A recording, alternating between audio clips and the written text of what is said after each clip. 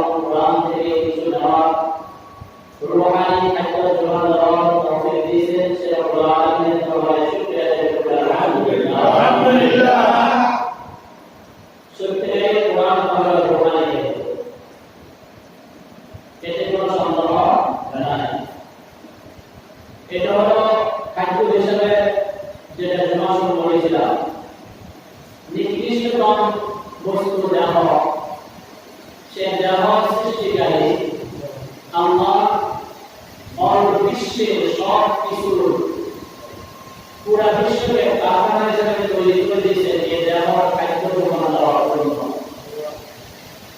তাহলে তিনি রূপ যে আত্মা সৃষ্টি করেছেন নিজ কুদরতি ভাবে সে রূপের খাদ্য সৃষ্টি করেছেন সেই খাদ্যের নাম হলো কোরআনে কারীম খাদ্যের নাম কি কোরআনে কারীম বাস্তবিক রাসূল করিম সাল্লাল্লাহু আলাইহি ওয়াসাল্লাম মিশন করতে আরম্ভ করেন লোহার যখন গরম পড়ে পড়ে পড়ে তোমাদের আত্মায় সেভাবে জং পড়ে সাহাবায়ে কেরাম কষ্ট করলেন ইয়া রাসূলুল্লাহ এই জং দূর করা এই ময়লা দূর করা উপায় কি মানের কি রাসূল করিম সাল্লাল্লাহু আলাইহি ওয়াসাল্লাম বলেন বেশি বেশি কোরআন তেলাওয়াত সুবহানাল্লাহ বেশি বেশি কোরআন তেলাওয়াত করা যে ব্যক্তি বেশি বেশি কোরআন তেলাওয়াত করবে কোরআনকে পড়বে কোরআনকে শুনবে তার অন্তরের ময়লা দূর হয়ে যাবে সুবহানাল্লাহ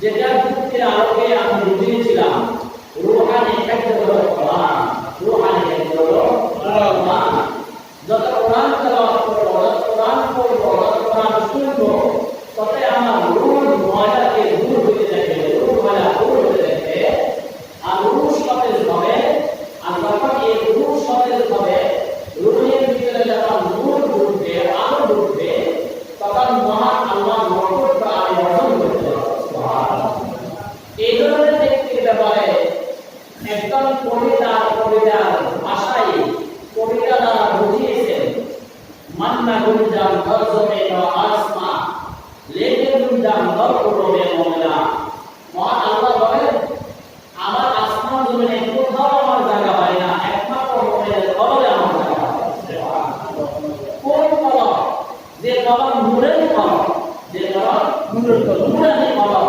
আর নূরের কবর তৈরি হওয়ার জন্য একমাত্র কোরআনের ভিতর রয়েছে না কোরআনকে মানতে হবে কোরআনকে জানতে হবে কোরআন মেনে চলতে হবে তখনই নূরানি কবর ফায়দা হবে কবরটা নূরানি আলো হবে উজ্জ্বল হবে তখন আল্লাহ তাআলা দিদা নসিব হবে সুবহানাল্লাহ উদাহরণ দিয়ে আর एग्जांपल একটা উদাহরণ দিয়ে এই জিনিসটা স্পষ্ট করে দিচ্ছি এটা হলো মনে করেন আপনার ঘরে একজন মেহমান আসছে মেহমান সে ঘোড়া আরোহণ করে আসছে এবার আগে তো ঘোড়া ছিল না এখন ঘোড়া আছে সবার ঘরে ঘোড়া আছে তো কোন ব্যক্তি ঘোড়া সওয়ার হয়ে আসছে আর এখন আপনি দেখলেন যে ঘোড়ার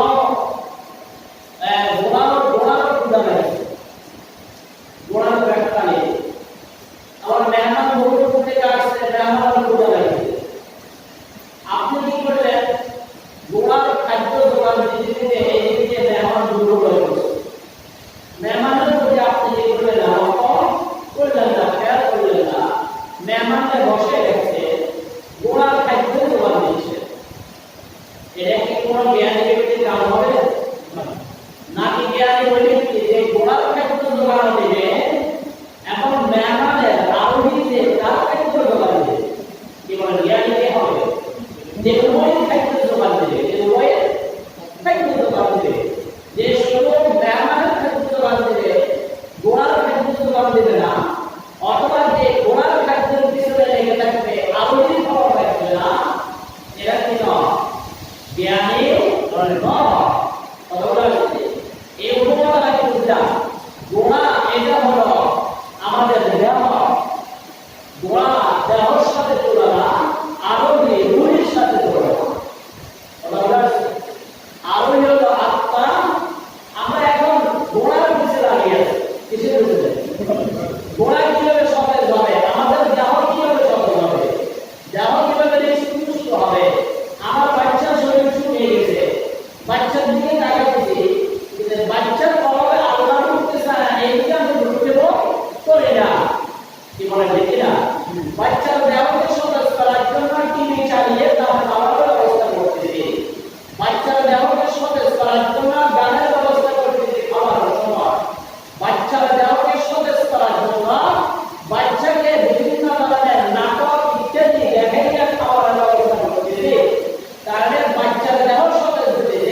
বাচ্চা অনেক মরে যায় কি বলে দেখি না তাহলে এটা কোনো জ্ঞানের যে কাজ না শুধু গোড়াকে খাওয়াবে আর আরোহীকে খাওয়াবে না শুধু যাওকে খাওয়াবে যাওয়ার খাওয়ান দিলে আর আত্মার খাওয়ান দিব না এটা জ্ঞানের যে কাজ নয় উভয় খাইতে দিতে হবে তাহলে এই উদাহরণটা আমরা আমাদের প্রতিমা হলো আমরা বুঝতে পারলাম আমাদের দাম কতটুকু বয়স হয়েছে 142 বছর অথবা 60-70 বছর দাম কতটুকু হয়েছে আমরা একটু গবেষণা করি আমার প্রতি বয়সের ভিতরে আমি রোগের খাদ্য কতটুকু যোগান দিয়েছি কি বলেন আমরা একটু গবেষণা করে দেখতে পাবো না তাহলে যতটুকু রোগের খাদ্য যোগান দিয়েছে এই পরিমাণ খাদ্য দ্বারা কি আমি ইমানের সাথে আমার মন ধরব কিনা একটু গবেষণা করি কথা বলতে পারছেন যদি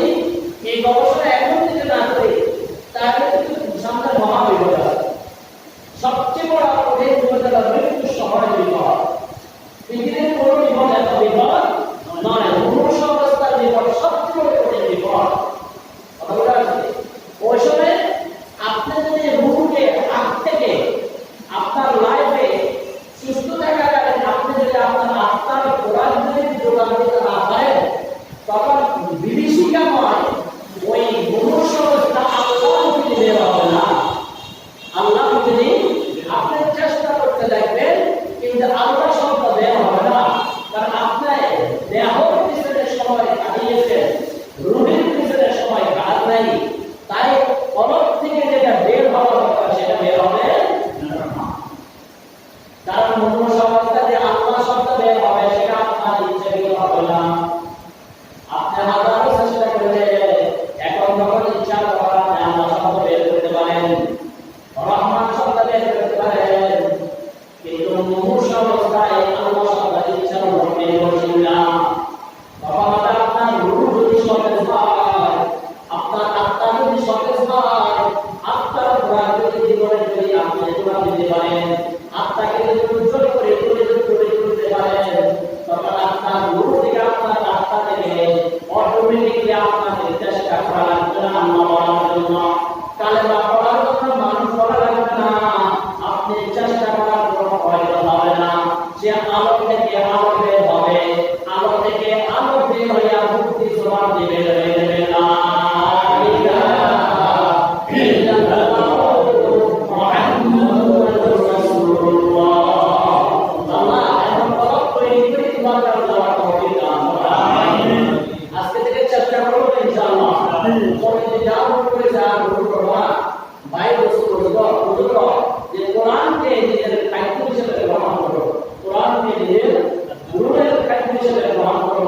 প্রতিদিন আমার ভাত না খাইলে আমার শরীর টিকে না প্রতিদিন আমাকে পানি না খেলে আমার শরীর টিকে না শরীর দুর্বল হয়ে যায় দেহ দুর্বল হয়ে যায় এমন আমার অঙ্গীকার করতে হবে প্রতিদিন কোরআন তেলাওয়াত না করলে আমার রূহ সতেজ হবে না রূহ আমার দুর্বল হয়ে যাবে যে কিছু করতে পারে কোরআন করতে পারে না দুই চার পাঁচটা সূরা পড়ে এগুলো বারবার পড়তে থাকি এগুলো বারবার পড়তে থাকে রূহ কোরআন দিয়ে আয়াতুল কুরসি মানে এটা বারবার পড়তে থাকে সূরা হাশর মানে বারবার পড়তে থাকে হ্যাঁ এমন একটা বাকি অংশ পড়ার জন্য শেখার জন্য আগ্রহ হয়ে যায় চেষ্টা করে আলেমদের থেকে ইমামদের থেকে শেখার জন্য চেষ্টা করে আমার রূহের খাদ্য জোগাড় দিতে হবে যেন আমি চেষ্টা করে আমার ঘরের সামান খাদ্য জোগাড় দেওয়ার জন্য দেহের খাদ্য আপ্রাণ চেষ্টা করে মাথা কাম পায়ে দেবে এমন ভাবে রূহের খাদ্য আমাকে প্রতিদিন দিতে হবে এমন না সপ্তাহে দিলাম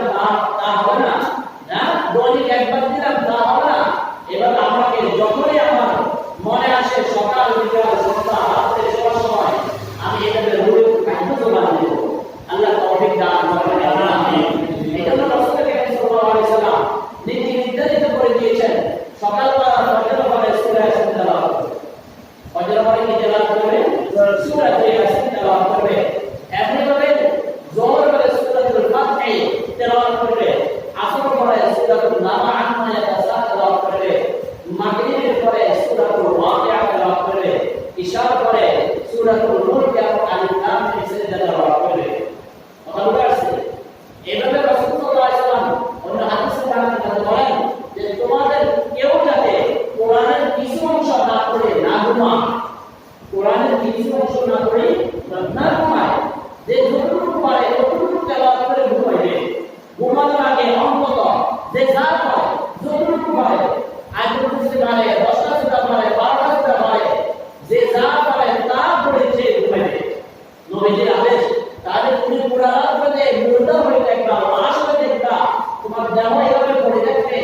তোমার আত্মা তো জীবিত থাকবে, আত্মাকে জীবিত থাকবে। তাহলে আত্মাকে পরিপূর্ণ সতেজ রাখার জন্য আত্মার মধ্যে রূহানিয়াত নূর আলো তৈরি করার জন্য তুমি রাতটা 8 ঘন্টা 6 ঘন্টা 7 ঘন্টা জাগতে দাও, যাতে সেখানে নূরটা জ্বলতে থাকে, আলোটা জ্বলতে থাকে। ঘুমানোর আগে তুমি কোরআনের কিছু অংশ পড়িয়ে দাও।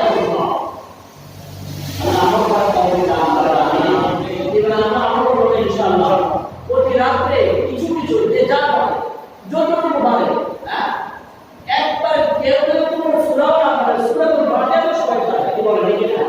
সূরাতুল ইখলাস তো সবাই পারে কি না? যে ব্যক্তি সূরাতুল ইখলাস তিনটা তেলাওয়াত করবে, এক বার কোরআন তেলাওয়াত সুবহানাল্লাহ করবে, আর যে ব্যক্তি 10 বার তেলাওয়াত করবে, কয়বার? 10 বার, আল্লাহ তাআলা তার জন্য জান্নাতে একটা ঘর নির্মাণ করে দিবেন, এবং 3 খতম তেলাওয়াত সওয়াব দিয়ে দিবেন। সুবহানাল্লাহ। আমাদের বুজুর্গানে এমন বুজুর্গ ছিলেন, নোয়াখালীর একজন বিশিষ্ট বুজুর্গ মাওলানা আব্দুর রাজ্জাক সাহেব রহমাতুল্লাহ আলাইহি খুব বড় হয়েছিলেন, বহুত বড় হয়েছিলেন। দারুল দেওবন্দ থেকে লেখাপড়া শেষ করে আসছেন, অনেক বড় হয়েছিলেন। সাধারণ জীবন যাপন করতেন, ওনাকে দেখতে কেউ চিনতে না, ওনাকে আলেম নাকি, এত সাধারণ এত হয়েছিলেন। এর প্রতিদিন সূরাতুল ইখলাস 1000 বার তেলাওয়াত করতেন। সুবহানাল্লাহ। প্রতিদিন উনি 1000 বার সূরাতুল ইখলাস তেলাওয়াত করতেন। উনি হাঁটতে চলতে চলতে সবাই জিকির দেখেন, জিকিরের বাইরে উনি কাজ করতেন না। আল্লাহর এই বান্দা এই মনে হয় 2 বছর বা 3 বছর অবস্থা এরপরে দুনিয়া থেকে বিদায় নিয়েছে। এই অবস্থা সারাক্ষণ আসমানের দিকে তাকিয়ে রাখে। সুবহানাল্লাহ। মনে হয় যে আসমানের ওনার চেহারার দিকে তাকাইলে, ওনার চোখের দিকে তাকাইলে মনে হয় যে আসমান ওয়ালার সাথে কথা বলছে। সুবহানাল্লাহ। কথা বলে অন্য কারো দিকে তাকাইলে না, শুধু আকাশের দিকে তাকাইলে মনে হয় আকাশ ওয়ালার সাথে কথা বলে। এমন একটা বুঝালে মুবারকুল বিশ্বাস রহমাতুল্লাহ আলাইহি, যিনি কয়েক বছর আগে ইন্তেকাল করেছেন, তিনি আমি নিজে দেখছি শেষ বয়সে যখন মৃত্যু 1 বছর আগে যেখানে মাপলে যেতে শ্রোতাদের দিকে তাকাই কোনো কথা বলবেন না, আকাশের দিকে তাকাই তাকাই শুধু কথা বলবেন। কথা বলে আসছে মনে হয় আল্লাহর সাথে পরামর্শ করে কথা বলবেন। এত বড় বড় বুজুর্গ ওলিয়া ছিলেন, ওনারা ওনাদের রূহকে সতেজ করছেন, রূহকে সতেজ করছেন।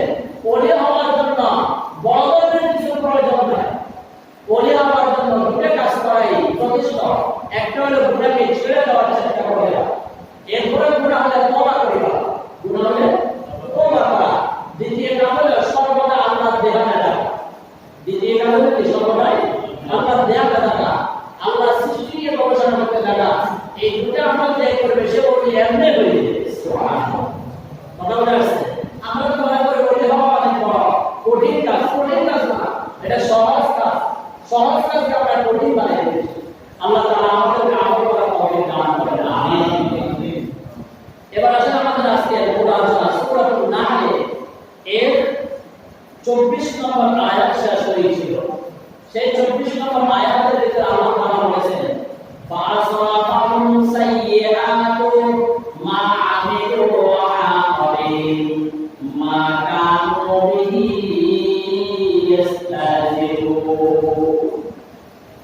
যখন প্রবল আমল করে মানুষ খারাপ আমলের কারণে তাদের উপর আল্লাহ সাধারণ নাজিল করে এমন শাস্তি দিয়ে, ওই শাস্তিকে যারা তারা পুরো হিসেবে গ্রহণ না করে, শাস্তিকে শাস্তি মনে না করে, শাস্তিকে তারা যদি হেয় প্রতিহত করে, ঠাট্টা বিদ্রুপ করে, এটা কিছুই না, এটা কিছু, এটা প্রতিরোধ করতে পারবো এমন বড় হয়, তখন আল্লাহ বলেন আকাবিহিম মা কানু বিহি ইস্তাজিবুন।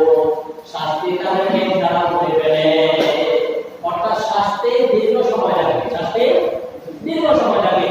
আমাদের জমিনে যে শাস্তি শুরু হয়েছে এটা কি বলেন বছরটা কমাই দিয়েছে, বছরটা কি বলেন বলাই দিয়েছে কিনা, বিশ্ববিদ্যালয়ে জরিপ করলে বছর কমাই দিয়েছে কিনা, বছর শেষ হওয়ার পরে এই শাস্তি এখন পৃথিবীতে এখনো যায় নাই, চলতে আছে।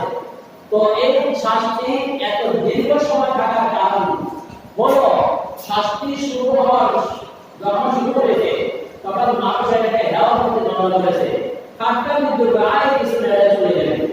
কেবল দেশে বর্ষা আসতে যাবে না, কেবল বৃষ্টি বেশি হলে যাবে না, কি বলে হ্যাঁ কেউ বলছে এটা কিছু না রে কয়দিন ধৈর্য ধরে এরপর যাবে না কি বলে বলছে কিনা যতজন কথা বলছে কেউ এটা বলে নাই যে আল্লাহ চাইলে যাবে এটা বলে না এটা তাই আল্লাহ তাআলা অসন্তুষ্ট হয়ে এটা বছর ব্যাপী কতদিন তার আগে আমায় দোয়া করে আল্লাহ আমাদেরকে ইবাদত করুন আমিন এরপর আয়াত এই শাস্তি কিসের কারণে আসে শিরকের কারণে কিসের কারণে শিরকের কারণে আমরা জায়গা জায়গা শিরক করে এখন হিন্দুরা শিরক করে এমনটি নয় মুসলমানও শিরক করে মুসলমানও শিরক করে দেখেন যারা ফাঁসি দিয়ে মারা যাইতেছে এরা কি শিরক করতেছে না আল্লাহ যে হায়াতের মালিক তারা কি বিশ্বাস করছে সে বুঝাইতেছে যে হায়াতের মালিক আমি না হলে আমি কিভাবে মৃত্যুবরণ করব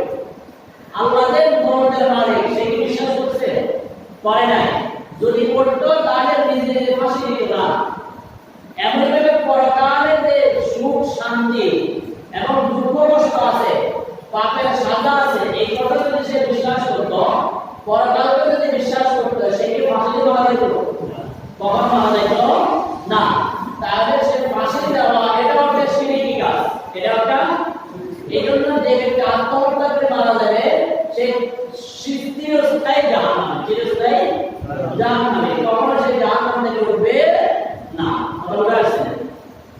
আল্লাহ তো শিরকের কারণে আমাদের আযাব কত আসে এই শিরক সম্পর্কে কাফের মুশরিকরা শিরক করে আমার দাপড় দেয় আবার কি দেয় বর্তমান কাফের মুশরিকরা শিরক করে আবার শিরকের মধ্যে আমল করা আছে কিনা এবার পূর্বে কাল মুশরিকরা এভাবে করতো সেই কথা আল্লাহ বলেন ওয়াকালাল্লাযীনা আশরাকু ও সমস্ত ব্যক্তিরা যারা শিরকবাদী কেউ তোমার বিশ্বাসী কেউ 360টা মূর্তির পূজা বিশ্বাসী কেউ হুসাইনের পূজা করে কেউ ঈসা ইবনে মারইয়ামের পূজা করে কি বলে দেখি না কেউ মাটির মূর্তির পূজা করে আবার কেউ গাছের পূজা করে এমন এভাবে কেউ সূর্য চন্দ্রের পূজা করে আল্লাহ পবিত্র বলেন যত ধরনের শিরকবাদী আছে তারা বলে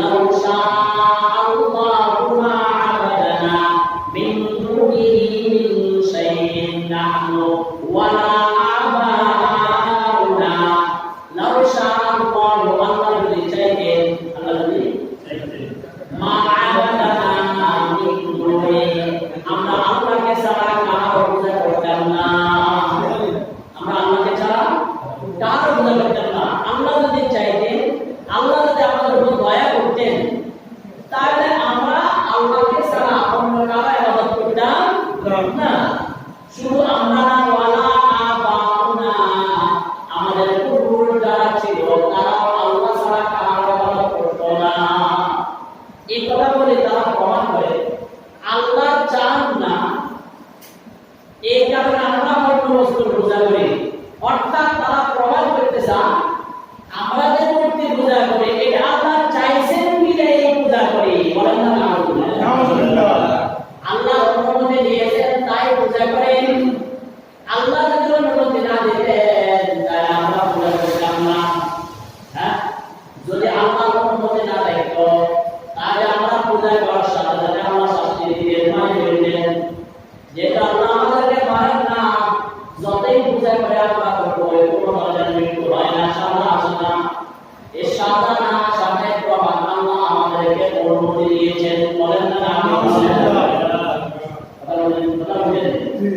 তারপর সে হিন্দুরা এই ধরনের কথা ওয়ালা হারামনা মিন দুনিহি মিন শাই শুধু মূর্তি পূজা না আমাদেরকে আল্লাহ মূর্তির পূজার অনুমতি দিয়েছেন শুধু তাই না আমাদেরকে আল্লাহ যে বস্তুগুলোকে তোমরা মুসলমানরা হারাম করো তোমরা মুসলমানরা শুকুর খাওয়া হারাম শুকুর খাওয়া হারাম কুকুর খাওয়া হারাম সাপ বিচ্ছু খাওয়া হারাম মৃত প্রাণী খাওয়া হারাম শরাব গাঁজা ইত্যাদি এগুলো খাওয়া হারাম এইগুলা মুসলমানরা তোমরা যে বলা এই বস্তুগুলো হারাম আমরা বলে হারাম আমরা বলে আমরা হালাল বলে যেগুলো খাইতেছি খ্রিস্টানরা শুকুর খায় না হ্যাঁ খ্রিস্টানরা খ্রিস্টানরা কসম খায়, ইহুদি খ্রিস্টানরা সামনে চুল চাপ ছাগল খায় না, না কুকুর ধরে ধরে জবাই করে খায় না। তো এগুলো যদি হারাম হয়তো তাহলে আমরা এগুলো খাইলে সাথে সাথে সাজা আসতো, সাথে সাথে আসমান থেকে আযাব আসতো। আযাব দিয়ে তো আসে না, বুঝাইতে আল্লাহ আমাদের অনুমতি দিয়েছেন, বলেন না আলহামদুলিল্লাহ। কত বড় মাত্রা, হ্যাঁ? শিরিক তো করে হারাম তো খায়। আবার বলে যে আল্লাহ তাদেরকে নাকি বলে দিয়েছে শিরিক করার জন্য এবং হারাম এগুলাকে হালাল বলেছেন, তারা এটা বলতে চায়। তো আল্লাহ এবার বলেন এই কথা তো তারা বলে এটা না। ওয়াহাবি আপনি মনে কষ্ট নেবেন না, এই ধরনের কথা কাযালিকা ফাআলাল্লাযীনা মিন ক্বাবলিহিম, তাদের পূর্বপুরুষ যারা ছিল তারাও এই ধরনের কথা বলে গেছে, তারা এই ধরনের কথা বলে গেছে। কথা বলে আসছে, কিন্তু কথা হলো যে আমার ইচ্ছা হলো দুনিয়া এই পৃথিবীতে হলো স্বাধীন, কর্মের জন্য উন্মুক্ত, যে যে কর্ম করতে চায় সেই কর্ম করতে পারে, অসুবিধা নাই। কারণ আমি কোরআনে বলে দিয়েছি ফামান শাআ ফালইউমিন ওয়া মান শাআ ফালইয়াকফুর, যার ইচ্ছা ঈমান আনো, যার ইচ্ছা কুফরি করো, যার ইচ্ছা ঈমান আনো, যার ইচ্ছা কুফরি করো, শিরক করো, ইচ্ছা তোমাদের। কথা বলা আছে, তাহলে বুঝা গেল পৃথিবীতে আল্লাহ তাআলা সকল মানুষকে স্বাধীনভাবে ছেড়ে দিয়েছেন, সকল মানুষকে স্বাধীনভাবে ছেড়ে দিয়েছেন। যার ইচ্ছা নামাজ পড়তে পারে, যার ইচ্ছা নামাজ না পড়বে না, যার ইচ্ছা আল্লাহকে অস্বীকার করতে পারে, নাউযুবিল্লাহ, যার ইচ্ছা আল্লাহকে মানতেও পারে, যার ইচ্ছা কোরআনের ছায়া নিচে আসতে পারে, যার ইচ্ছা কোরআন থেকে দূরে সরতে পারে। আল্লাহ যার ইচ্ছা দেহর খাদ্য হিসেবে দেহর খাদ্যের পিছনে সারা জীবন কাটাই দিতে পারে, আবার যার ইচ্ছা দেহর খাদ্য যেভাবে যোগান দেয়, রুহের খাদ্য যেভাবে যোগান দেয়, যার মনে যেভাবে চায় সেভাবে চলতে পারে। পৃথিবীকে আমি সকলের জন্য উন্মুক্ত করে দিলাম, স্বাধীন করে দিলাম।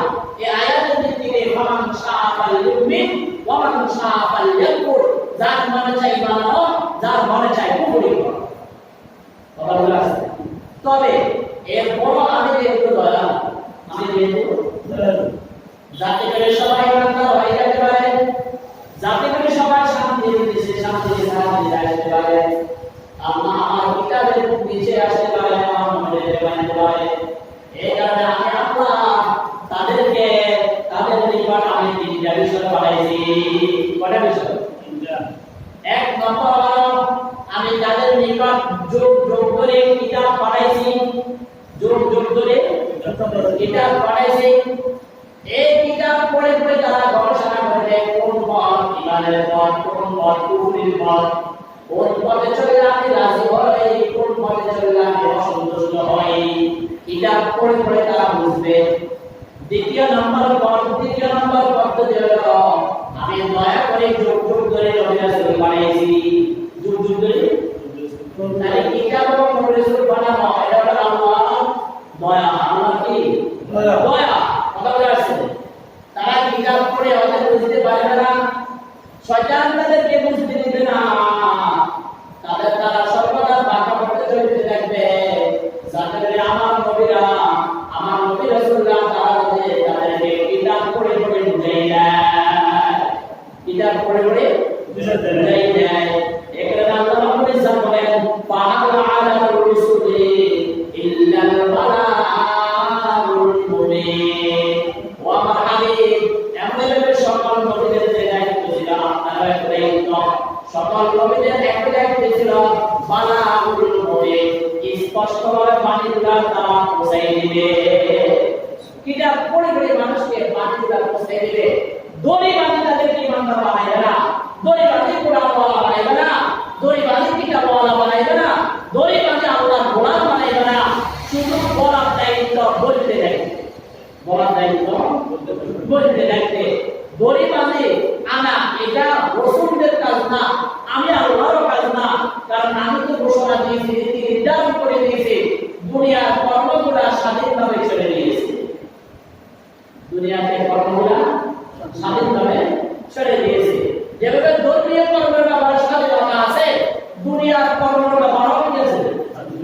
বলেন আছে কি না? হারাম খালি কি আল্লাহ সামনে আযাব দিয়েছেন? সুদ ঘুষের লেনদেন করলে কি আল্লাহ আযাব দিয়েছেন? স্বাধীনতা দিয়েছেন, সকল কর্মপদ্ধতি সৃষ্টি করে দিয়েছেন। তুমি কোন কর্মপদ্ধতি অবলম্বন করবে তোমার ইচ্ছা। যদি তুমি ইমানদার হও, ভালো কর্ম অবলম্বন করো। যদি তুমি কুফরের সাথে মিল হও, তাহলে খারাপ কর্ম তুমি অবলম্বন করতে পারো, তোমার ইচ্ছা। আমার নবীদের দায়িত্ব হলো শুধু কোনটা ভালো আর কোনটা খারাপ সেটা তোমাদের সামনে তুলে দেওয়া। তোমাদের সামনে এমন ভাবে নবী রাসূলুল্লাহ চলে গেছেন, আমাদের নবী মুহাম্মদ সাল্লাল্লাহু আলাইহি ওয়াসাল্লাম আপনাদের প্রবাস হয়ে গেল, নবুয়তের দরজা তখন হয়ে গেল। এরপর যত নবী যত ব্যক্তি নবুয়ত দাঁড়িয়ে গেছে সবাই কাফের, সবাই কি কাফের। নবীর পরে 30 জন নবুয়ত দাঁড়িয়ে গেলে কত জন? 30 জন। কিয়ামত পর্যন্ত 30 জন ব্যক্তি নবুয়তের দাবিদার হবে। এই 30 জন সবাই কি হবে? মিথ্যাবাদী। সবাই কি মিথ্যাবাদী, কাফের। তার মধ্যে গোলাম মোহাম্মদ কাদিয়ানী সেও কি কাফের। সারা বিশ্বে তাদেরকে কাফের বলে ঘোষণা দিয়েছে রাষ্ট্রীয়ভাবে। বাংলার জমিনে রাষ্ট্রীয়ভাবে তাদেরকে কাফের ঘোষণা দেয় নাই। না দেওয়াতে বাইতুল্লাহ শরীফ আজকে নাপাক হয়ে গেছে, হেরেম শরীফ হারামাইন শরীফ নাপাক হয়ে গেছে। কথা বুঝতে পারছেন? ইন্ডিয়াতেও কাফের ঘোষণা দেওয়া হয়েছে, পাকিস্তানেও তাদেরকে কাফের ঘোষণা দেওয়া হয়েছে, আরব আমিরাত থেকে নিয়ে সব দেশে তাদেরকে কাফের ঘোষণা দেওয়া হয়েছে। কিন্তু বাংলাদেশ রাষ্ট্রীয়ভাবে কাফের ঘোষণা না দেওয়ার কারণে তারা মুসলিম নামধারী এই সার্টিফিকেট লইয়া পাসপোর্ট করিয়া বাইতুল্লাহ শরীফ যাইতেছে, তওয়াফ করতেছে, নবীর কবরের পাশে জিয়ারত করতেছে, মসজিদে নববীতে তারা ঢুকতেছে। অথচ যেখানে আল্লাহর হুকুম হলো কোন অমুসলিম যাতে হারামাইন শরীফে না ঢুকে। কথা বুঝতে পারছেন? মক্কা মদিনা অমুসলিম ঢোকা সম্পূর্ণ কি নিষেধ, হারাম। হারাম শরীফে এরা ঢুকাও হারাম। কথা বুঝতে পারছেন? তাহলে এই দায়ভার রাষ্ট্রপক্ষ নেবে, জনগণ নেবে না। এই গুনার ভার সম্পূর্ণ রাষ্ট্রপক্ষ নিতে হবে। আল্লাহ তাআলা দরবারে জবাবদিহি করতে হবে যে তুমি কেন এই কাফেরদেরকে সুযোগ করে দিয়েছো আমার ঘরগুলোকে নাপাক করার জন্য। আজকে উত্তর দাও। কথা বুঝতে পারছেন? আল্লাহ তাদেরকে বুঝার তৌফিক দান করেন। আমিন। আল্লাহ কাযালিকা ফাআল আলা রাসূলি ইল্লাল বালাগুল মুবিন। নবী রাসূলুল্লাহ চলে গেছেন স্বপ্নের নবুয়তের মাধ্যমে। নবী সাল্লাল্লাহু আলাইহি ওয়াসাল্লাম বলে গেছেন আল উলামা ওয়ারাসাতুল আম্বিয়া। সকল নবীদের যে দায়িত্ব ছিল ওই দায়িত্বগুলো আমার আলেম উম্মতরা পালন করবে। সুতরাং নবীদের দায়িত্ব যেভাবে ছিল পৌঁছে দেওয়া, বলে দেওয়া, বলতে থাকা, আলেমদের দায়িত্ব বলতে থাকা, পৌঁছাইতে থাকা। মাইন্দিকে মানবে না জনগণের ইচ্ছা, মাইন্দিকে মানবে না। দলিবাদে নামাজ পড়ার কোনো প্রয়োজন নাই, তাকে মানিফিক করে আলেমদের দায়িত্ব না তাদেরকে মানিফিক করে নামাজ পড়ানো। হ্যাঁ, অভিভাবকদের উপর দায়িত্ব আছে, বাবা মা তাদের উপর দায়িত্ব আছে। রাসূল করিম সাল্লাল্লাহু আলাইহি ওয়াসাল্লাম বলেন 7 বছর যখন সন্তানের বয়স হবে তখন তাকে নামাজ শিক্ষা দাও। কি দাও? নামাজ শিক্ষা মানে নামাজ পড়লে দিন শিক্ষা দাও, বাকি সব কিছু। যখন 10 বছর বয়স হবে ওয়াজরিবু ওয়াহমাদানা ওয়া 10 সিনিন, 10 বছর হলে নামাজ না পড়লে তাকে পিটাও। তাকে কি করো? ওয়াজরিবু ওয়াহমাদানা, শাস্তির ব্যবস্থা করো। আমরা কি শাস্তির ব্যবস্থা করি? বাচ্চার বয়স 12-13 বছর হয়ে যায়, আমাদের দিকে আমরা গেলাম। নবীজি বলেছেন শাস্তি দিও। আচ্ছা বলেন নবীজির এই পিউরিটি, এই বিধান মতে যদি প্রত্যেক মা বাবা 7 বছর থেকে নামাজ শিক্ষা দেওয়া শুরু করত এবং 10 বছরের সময় নামাজ না পড়ার জন্য শাস্তির ব্যবস্থা করত, আজকে সমাজে কি বেনামাজি বাড়ত? কিন্তু এটা আমাদের মা বাবা দোষ। কারো দোষ? আমরা যারা মা বাবা আছে আমাদের দোষ। আমরা নবীজির পিউরিটি কেন বাস্তবায়ন করলাম না? নবীজির আইনকে বাস্তবায়ন করলাম না, যার কারণে আমাদেরকে কাল হাসর ময়দানে জবাবদিহি করতে হবে। কেন আমার হাবিবের আইন করে বাস্তবায়ন করলাম না সন্তানদের উপর? যার বলতেছিলাম শাস্তির দায়িত্ব দিয়েছেন মা বাবাকে, আলেমদেরকে দেওয়া হয় নাই, ইমামকে দেওয়া হয় নাই। ইমামের দায়িত্ব শুধু বলবে, আলেমের দায়িত্ব শুধু কি করবে? বলবে। নবীর দায়িত্ব যেটা, আলেমদের দায়িত্ব সেটা। ফাহাল আলা রাসূলি ইল্লাল বালাগুল মুবিন ওয়া লাকাদ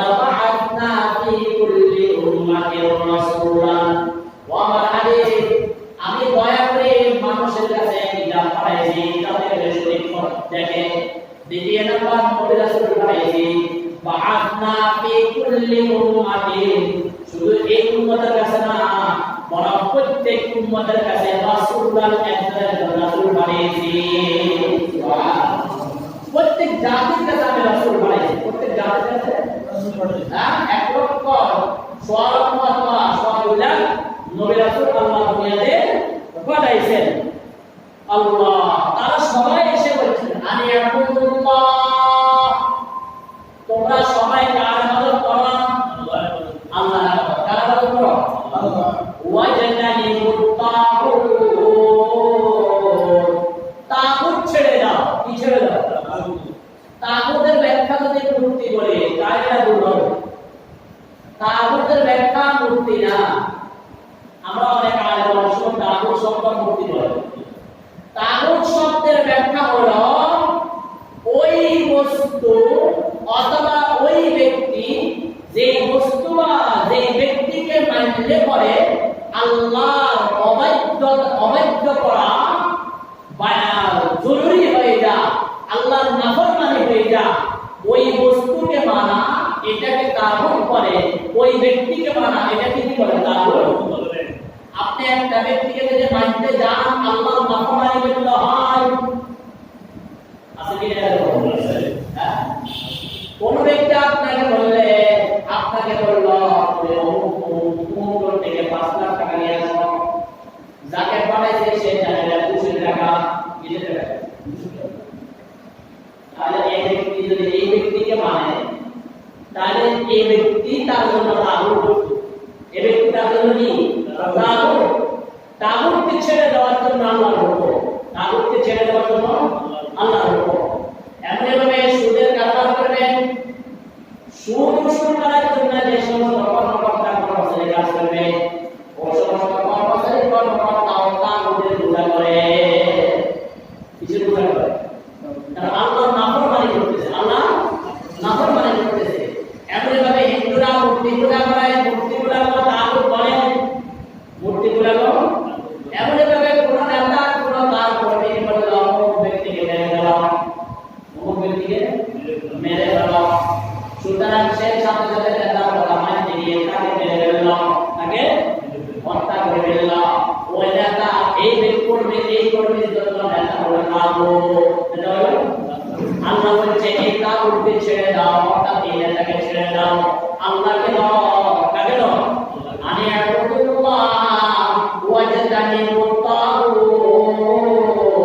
যত ব্যক্তি অথবা যত বস্তুকে মানতে আল্লাহ অবাধ্য হয়, আল্লাহ অবাধ্য হয়, ততগুলা বস্তুকে ছেড়ে দিতে হবে, ততগুলা ব্যক্তিকে ছেড়ে দিতে হবে, ততগুলা নেতাকে ছেড়ে দিতে হবে, একমাত্র আল্লাহকে ধরতে হবে। কাকে ধরতে হবে? আল্লাহকে। আল্লাহ আমাদের তৌফিক দান করেন, আমিন। তাগুতের এই ব্যাখ্যা করলে মোটামুটি সেই থেকে বাঁচা সম্ভব। আর তাগুতের ব্যাখ্যা যদি শুধু মূর্তি করে তাহলে কত মূর্তি আমাদের ভিতরে ঢুকে গেছে। কি বলেন? আছে কি আছে? আল্লাহ আমাদের তৌফিক দান করেন, আমিন। তাহলে সকল নবী রাসূলরা এসে একই কথা বলেছেন, আনি আবুদুল্লাহ, কাকে মানো? আল্লাহকে মানো। ওয়াজতানিবুত তাগুত, তাগুতকে ছেড়ে দাও, তাগুতকে আল্লাহ আমাদেরকে তাগুতকে ছেড়ে আল্লাহর দরবারে যাওয়ার তৌফিক দান করেন, আমিন। আনি আবুদুল্লাহ ওয়াজতানিবুত তাগুত ফামিনহুম মান হাদাল্লাহ ওয়া মিনহুম মান হাক্কাত আলাইহি ad-dalalah।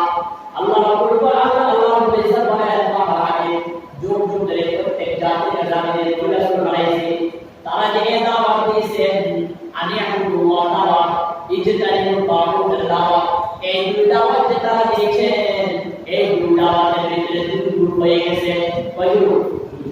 এক গ্রুপ আনি আবুদুল্লাহ গ্রুপ, যারা আল্লাহকে মেনেছেন, ফামিনহুম মান হাদাল্লাহ, আমি আল্লাহ যারা মেনেছেন আমি আল্লাহ তাদেরকে হেদায়েত দিয়েছি। সুবহানাল্লাহ।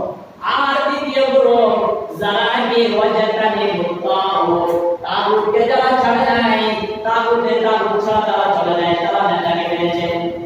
বলেন এই মক্কার কাফের মুশরিক যারা কর্মকর্তা ছিল, নবীজিকে যে কষ্ট দিয়েছে এবং ইসলামকে মানতে পারে নাই, কোরআনকে মানতে পারে নাই, কোরআন বিধান চলতে পারে নাই, তাদের নেতাকে মানার কারণে।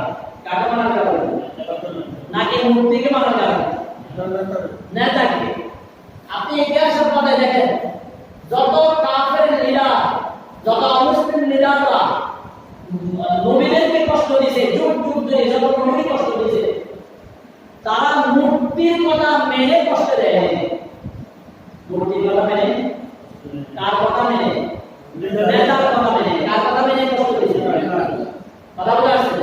আজকে বিশ্বের ভিতরে আলেমদেরকে কষ্ট দিচ্ছে ইহুদি খ্রিস্টান নেতা যারা যে সমস্ত ইসলামের দুশ্মন নেতা আছে, এই নেতাদের কথার কারণে আলেমদেরকে কষ্ট দিচ্ছে। কি বলে না? নাকি মূর্তির পূজা করার কারণে? কোন হিন্দু, যত হিন্দু নেতা আছে, হিন্দু নেতারা মুসলমানকে জ্বালিয়ে দিচ্ছে, কষ্ট দিচ্ছে। তাদের মূর্তিগুলো তাদেরকে বলে না এই মুসলমানকে মারা করছে, তাদের নেতা বলছে, নেতার কথা মানতে গিয়ে তাহলে নেতা হলো বড় মূর্তি, নেতা হলো বড় মূর্তি। আমি এই জন্য তাকুদের ব্যাখ্যা মূর্তি করি নাই। আর যে আলেমরা তাকুদের ব্যাখ্যা মূর্তি করবে, এটা ভুল করবে। কারণ মূর্তি থেকে বড় বড় তাকুদ হলো ব্যক্তি, বড় বড় তাকুদ হলো ব্যক্তি। ব্যক্তির পূজা করতে গিয়ে সমাজের ভিতরে বিশৃঙ্খলা হয়, ব্যক্তির পূজা করতে গিয়ে সমাজের ভিতরে দ্বন্দ্ব হয়, ব্যক্তির পূজা করতে গিয়ে ফ্যামিলির ভিতরে ফ্যামিলি ধ্বংস হয়, ব্যক্তির পূজা করতে গিয়ে বাড়ি বাড়ি দ্বন্দ্ব হয়, ব্যক্তির পূজা করতে গিয়ে একটা রাষ্ট্র ধ্বংস হয়ে যায়, ব্যক্তির পূজা করতে গিয়ে একটা ফ্যামিলি ধ্বংস হয়ে যায়। কি না? মূর্তির পূজা করিয়া কোনো সমাজ ধ্বংস হয় নাই। কি বলা হয়েছে? মূর্তির পূজা করিয়া কোনো রাষ্ট্র ধ্বংস হয় নাই। মূর্তির পূজা করিয়া কোনো গ্রাম ধ্বংস হয় নাই। মূর্তির পূজা করিয়া কোনো ফ্যামিলি ধ্বংস হয় নাই। একমাত্র ব্যক্তির পূজা করার কারণে, ব্যক্তিকে মারার কারণে, ব্যক্তিকে দেখে ভালো করছে না খারাপ করছে সেটা দেখে না, এই ব্যক্তিকে নেতা মানে এই ব্যক্তি যা করছে তাই মানবে, মানতে করে মারি ফেলবে, বেজাল লাগাইতে গেলে বেজাল লাগাই দিবে, দ্বন্দ্ব লাগাইতে গেলে দ্বন্দ্ব লাগাই দিবে। কি বলে ঠিক কিনা?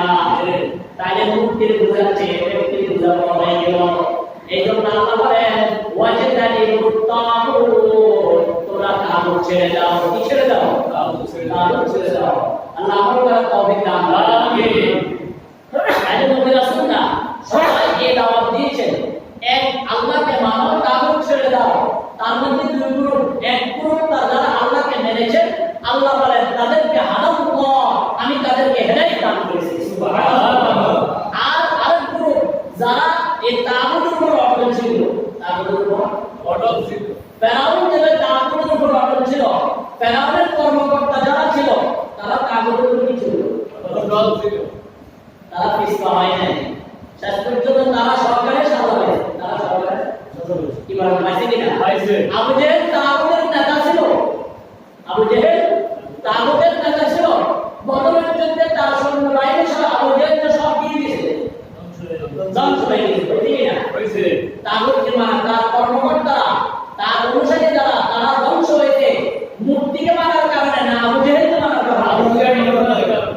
এমনভাবে ফেরাউনের অনুসারীরা ধ্বংস হয়েছে ফেরাউনকে মানার কারণে, মূর্তি মানার কারণে ধ্বংস হয়। তাহলে সবচেয়ে বড় তাগুত হলো ব্যক্তি, সবচেয়ে বড় তাগুত হলো ব্যক্তি। আল্লাহ আমাদেরকে ব্যক্তিকে মানবো যদি কোরআনের সাথে মিলে, ব্যক্তিকে মানবো, তার কথা যদি কোরআনের সাথে মিলে, তার কথা যদি নবীর হাদিসের সাথে মিলে, যদি কোরআন হাদিসের সাথে মিলে তখন ব্যক্তিকে মানবো। এমনকি মা বাবাকে মানবো যদি কোরআন হাদিসের সাথে মিলে। যদি মা বাবার কথা মানবো না যদি কোরআনের সাথে না মিলে, যদি কোরআনের সাথে না মিলে, মা বাবার মানতে করছে এমন না মানে মা বাবা মসজিদে যায় না, সন্তানরা ঠিক আছে, কি বলে এটা মানা যাবে? কখনো মানা যাবে? আল্লাহ অবৈধতার ভিতরে কোন ব্যক্তিকে কোন তাগুতের পূজা করা যাবে? এমনকি মা বাবা যেটা প্রিয় সবচেয়ে পৃথিবীর ভিতরে তাদেরকেও মানা যাবে না। ওয়াজাতানি মুত্তাকুন, পামিন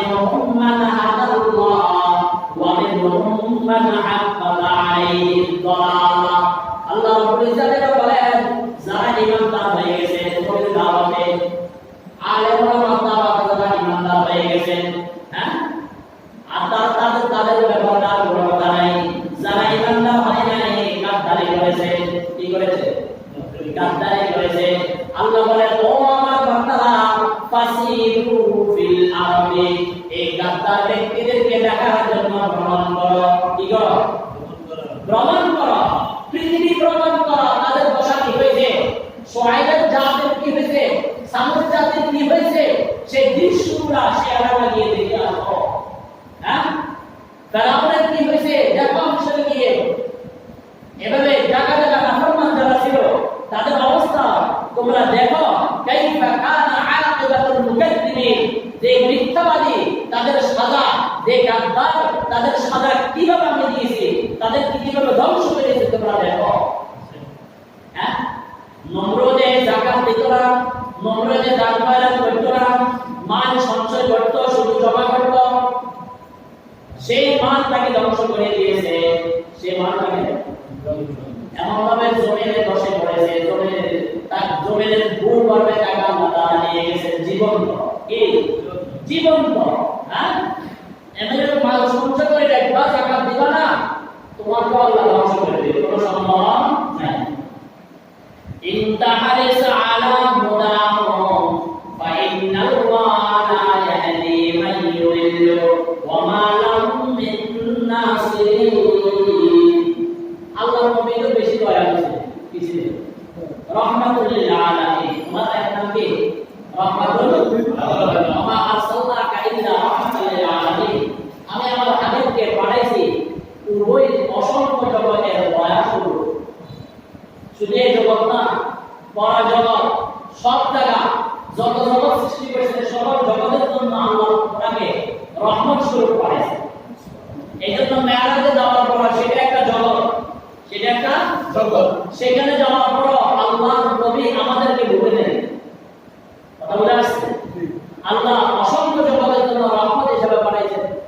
আল্লাহ যদি বলে দিয়েছেন ওনাকে, এরা হেদায়েত পাবে না, এসে নবীজির এর বড় মনের বড় আবেগ ছিল, দয়ালু।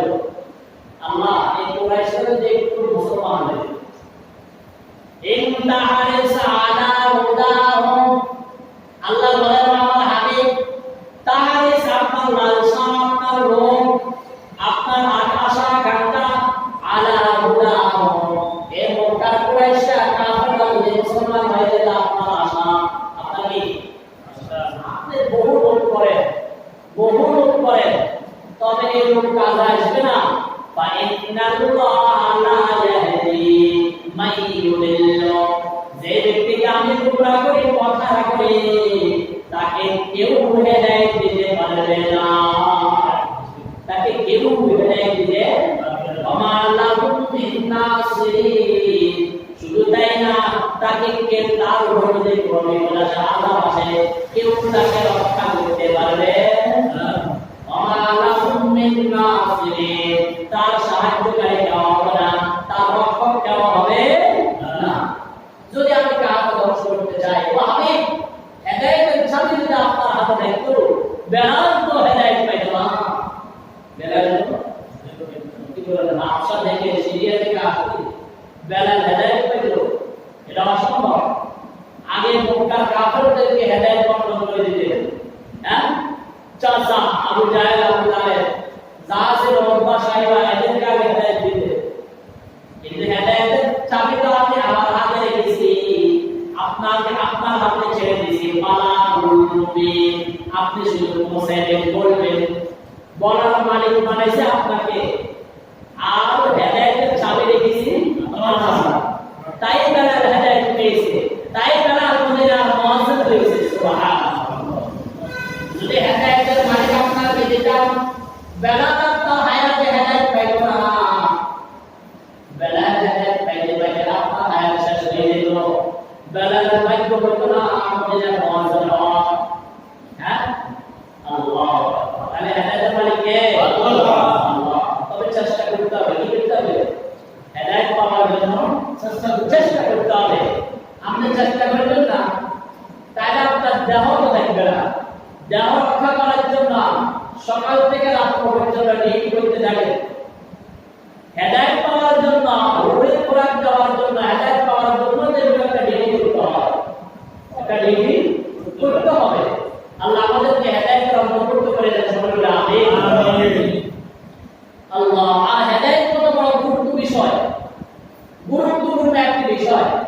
যে গুরুত্বপূর্ণ বিষয় হওয়ার কারণে হেদায়েত চাওয়ার জন্য সূরাতুল ফাতিহাকে আল্লাহ বসিয়ে দিয়েছেন। এমন একটা সূরার ভিতরে হেদায়েত চাওয়ার জন্য আয়াত ঢুকিয়ে দিয়েছেন যে সূরাটা মুসলমানরা বারবার পড়বে, যে সূরা থেকে বেশি পড়া আর কোন সূরা হবে না। কি বলে সূরা ফাতিহা থেকে বেশি আর কোন সূরা পড়া সবচেয়ে বেশি তেলাওয়াত মানুষ করে কোনটা? সূরাতুল ফাতিহা। এই কারণে আল্লাহ রাব্বুল ইজ্জাত এই সূরাতুল ফাতিহার ভিতরে হেদায়েত চাওয়ার জন্য আয়াতটা সেখানে ঢুকিয়ে দিয়েছেন, ইহদিনাস সিরাতাল মুস্তাকিম। আল্লাহ তুমি আমাদেরকে সিরাতাল মুস্তাকিম দান করো, সহজ সরল সঠিক পথ দেখাও। কথা বুঝা আসছে? আল্লাহ আমাদেরকে এই যখন সূরা ফাতিহা পড়বো আয়াতগুলো যদি লক্ষ্য করে পড়বো ইনশাআল্লাহ মৃত্যুর আগে আমরা হেদায়েত হাসিল করব ইনশাআল্লাহ। আল্লাহ তৌফিক দান করেন। আমিন। ইন্তা হারিস আলা হুদাহুম ফাইন্নাল্লাহা লা ইয়াহদি মান ইউদিল্লু ওয়া মা লাহুম মিন নাসিরিন। ও হাবিব, তারা যে হেদায়েত পাবে না আপনি যতই লোক করেন, কারণ হেদায়েতের মালিক আমি। এখন আমাকে আপনি প্রশ্ন করতে পারেন, আমি যদি হেদায়েতের চাবি যদি আমার হাতে থাকে তাহলে কেন আমি হেদায়েত দিই না? আমি যাকে চাই তাকে হেদায়েত দিই, তাহলে ক্ষমতা আমার। ক্ষমতা আমার। আমি হেদায়েত দিতে পারি, তো তথাপি আমি কেন দিই না? এটা আমার দোষে না, বান্দার দোষে। আমার দোষে না, কার দোষে? বান্দার দোষে। কেন? দোষটা কি? وَأَقْسَمُوا بِاللَّهِ جَهْدَ أَيْمَانِهِمْ لَا يَبْعَثُ اللَّهُ مَن يَمُوتُ।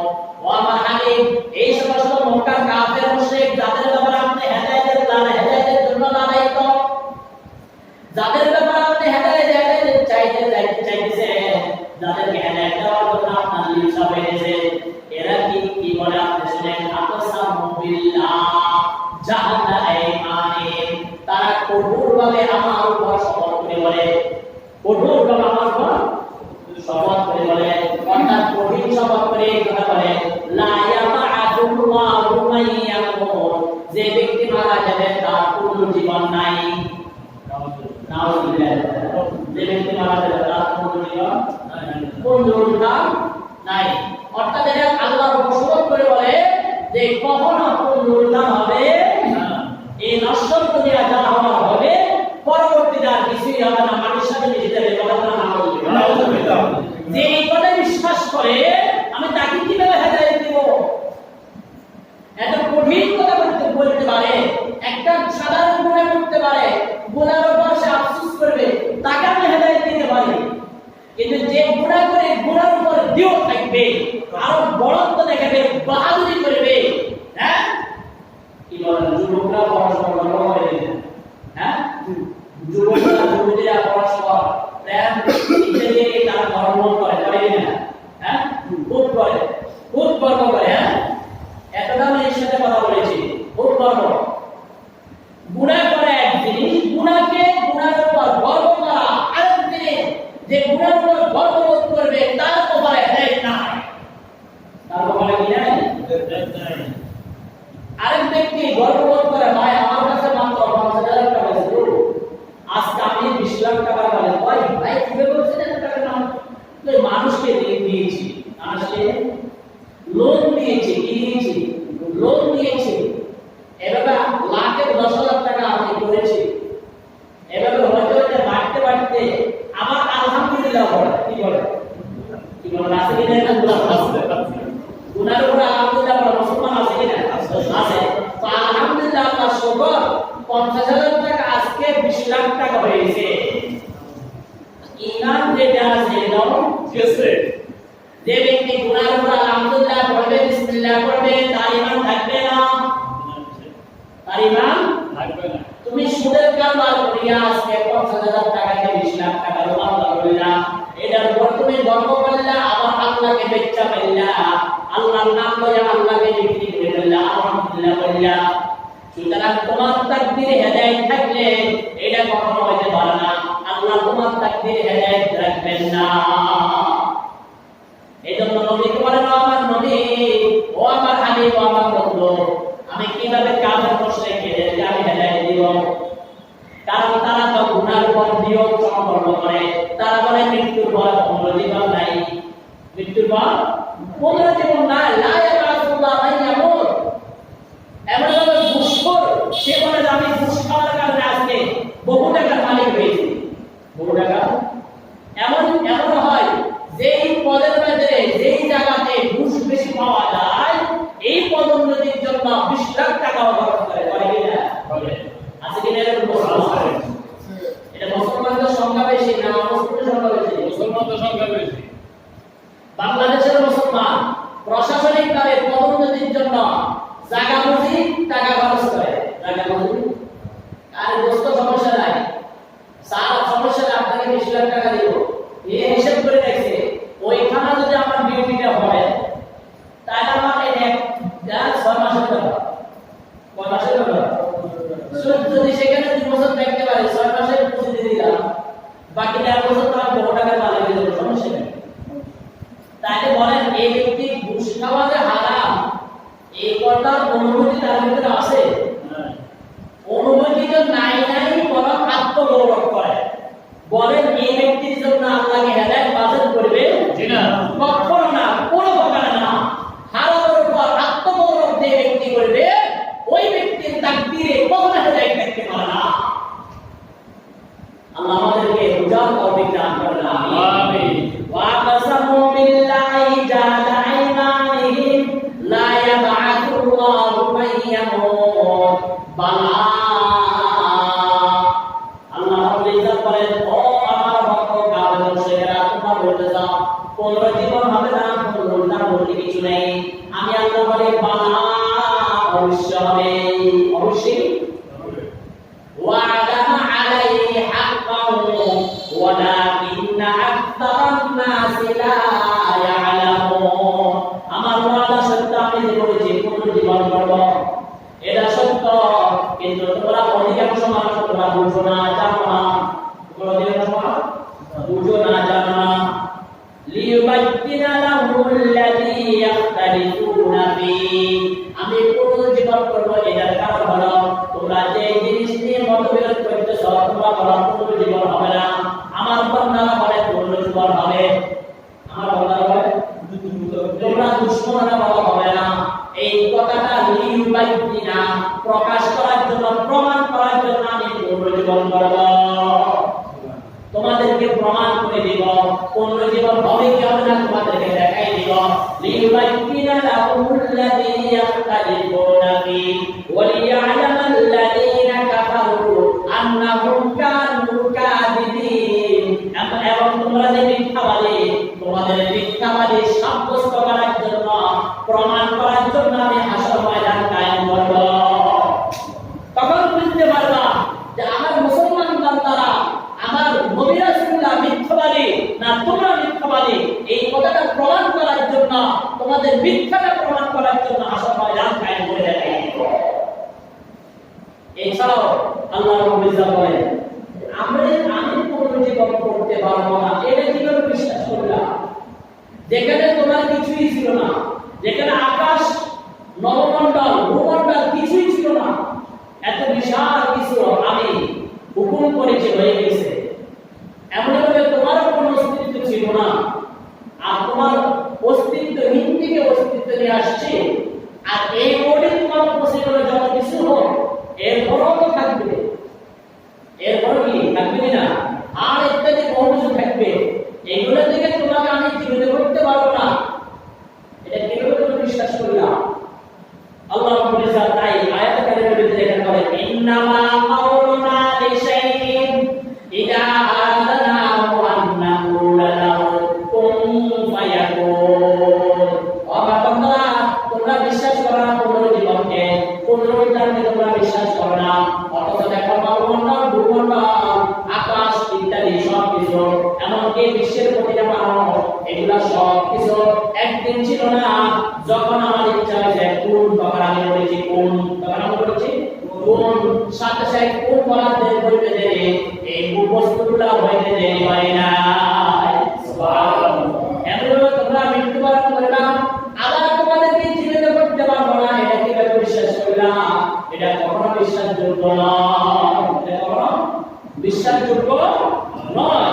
ওয়াল্লাযীনা মাউলুনা লিশাইইন ইযা আরাদনাহু আন নাকুলা লাহু কুন ফায়াকুন। আল্লাহু আকবার। তাই আল্লাহ তাআলা ইশারা সব কিছু হয়। এটা যেভাবে আল্লাহর ইচ্ছা অনুযায়ী আমরা পৃথিবীতে আসছি, এভাবে আল্লাহর ইচ্ছা অনুযায়ী আমার পুনর্জীবন হবে, কোনো সন্দেহ নাই। আমি একদিন বলেছিলাম, অনেক আগে তাফসীরে বলেছিলাম যে বৈজ্ঞানিকরা বহু গবেষণা করে আর উত্তর জগতে, গ্রহ জগতে, চন্দ্র জগতে বাসস্থান তৈরি করেছে এবং সেখানে থাকার উপযোগী। এই গবেষণা করে সেখানে বাড়িঘর নির্মাণ করেছে, মানুষ থাকতেছে, কি বলে লাগে কিনা? তাই উর্দু জগতে থাকা মানুষের সম্ভব হয়েছে। আর আল্লাহ বলেন উর্দু জগতে হলো জান্নাত। এই যে মানুষ জান্নাতের রূপ কোথায় যা? উর্দু জগতে। জান্নাতের রূপ কোথায় যা? জান্নাতের রূপ উর্দু জগতে। তাহলে জান্নাত হলো উর্দু জগতে। আজকে সেটা প্রমাণ হয়ে গেল, উর্দু জগতে মানুষ বসবাস করতে পারে, এটাই প্রমাণ জান্নাত উপরে। যদি জাহান্নাম উপরে থাকতো, উর্দু জগতে মানুষ বসবাস করতে পারত না। শুধু তাই না, হেলিকপ্টার চলতে পারত না, বিমান চলাচল করতে পারত না। কারণ বিমান তো আকাশের নিকটে থাকে, ভিতরে ঢুকে যায়। বিমান কোথায় ঢুকে যায়? মেঘের ভিতরে ঢুকে যায়। এই বিমান উর্দু জগতে যদি আল্লাহ জাহান্নাম রাখতেন, উর্দু জগতে বিমান চলা সম্ভব হইত না। কথা বোঝা যাচ্ছে? আর এমনভাবে সেই বৈজ্ঞানিকরা গবেষণা করে ভূগর্ভের ভিতরে থাকার জন্য তারা চেষ্টা চালিয়ে গিয়েছে। দীর্ঘকাল পর্যন্ত ভূগর্ভ খনন করেছে। খনন করে যেগুলো বিশাল বড় পাথর, এই পাথর কাটা তাদের পক্ষে সম্ভব হয় নাই। বহু অস্ত্র শস্ত্র বহু কিছু তৈরি করেছে পাথর দিয়ে খনিজ করার জন্য। পাথরের নিচে কি দেখার জন্য? পাথরটা উত্তপ্ত গরম, পাথরটা উত্তপ্ত গরম। তখন তারা দেখলো এই পাথর ভাঙা সম্ভব না। তাদের এই গবেষণা দ্বারা প্রমাণ হয়ে গেল ভূগর্ভের নিচে হলো কি জান্নাত। এই কারণে সেখানে মানুষ বসবাস করতে পারবে না। আজ পারে না, এর সামনে যত গবেষণা করবে কখনো পারবে না। কারণ তলদেশ হলো জাহান্নাম, তলদেশ হলো জাহান্নাম। আর এই তলদেশে যেহেতু ভূগর্ভের ভিতরে জাহান্নাম, আর ভূগর্ভের উপরে এই জমিন ভূমি, এই ভূমির উপর মানুষ বসবাস করবে। মানুষ বসবাস করবে। মানুষের বসবাসের উপযোগী যাতে হয়, যাই জাহান্নামের উপর যদি জমিনটা ভাসত, সরাসরি যদি জাহান্নামের উপর জমিনটা ভাসত, তাহলে এই জমিনের উপর মানুষ বসবাস করা কি হতো না?